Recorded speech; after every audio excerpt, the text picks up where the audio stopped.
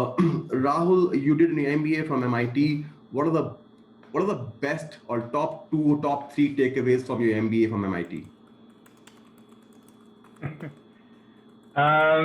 Wow.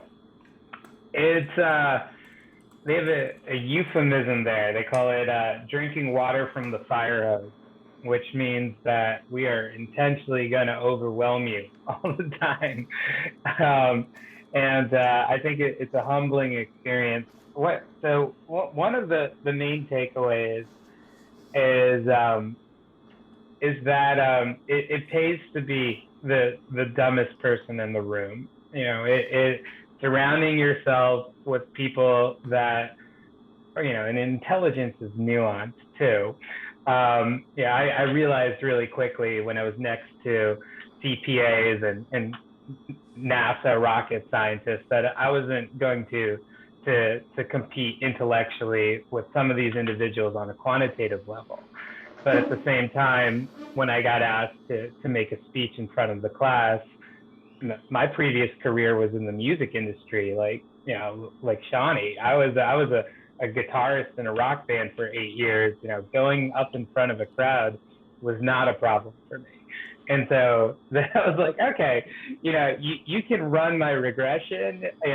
I'll pitch the idea, and we all have our strengths or superpowers, and so that was one thing that I picked up was that find people around you who complement your skill sets, that are smarter than you in a bunch of ways, and to tie it back to what Atin was talking about too with the tech development. For me, I'm not a technical person. I'm not the person who's going to write the code.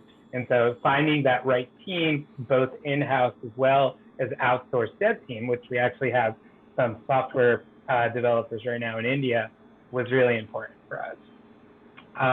And the second one, I can't even think of it right now but I'll try to make it quick on what the second major takeaway is. I think it's similar to the first one which was, and I actually learned it at McKinsey as well. It doesn't help that much to be kind of good at a lot of things. It's more important to recognize where your peaks are and focus on your strengths. I feel a lot of times the narrative is, challenge yourself, try new things, and try to like face that adversity, which has some value as well.